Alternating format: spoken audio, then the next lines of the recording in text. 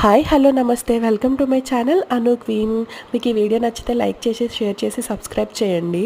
అయితే ఈ మాల అల్లడం అనేది నేను కొత్తగా నేర్చుకున్నాను. నాకు రాదండి, అసలు ఎన్నిసార్లు ట్రై చేశానో. నాకు ఈ మాల నేర్చుకోవడానికి ఆల్మోస్ట్ 7-8 మంత్స్ పట్టింది.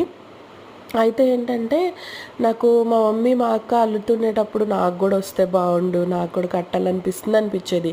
కానీ అలానే నేను పూలు తీసుకొని కడతా ఉంటే మా మమ్మీ ఏమో నువ్వు పూలన్నీ యాగం చేస్తావు, నువ్వు పో అని చెప్పి మమ్మీ ఇచ్చేవాళ్ళు కాదు. అయినా నేను ట్రై చేసేదాన్ని, మంచిగా వస్తుందమ్మా ఈసారి అనుకుంటూ.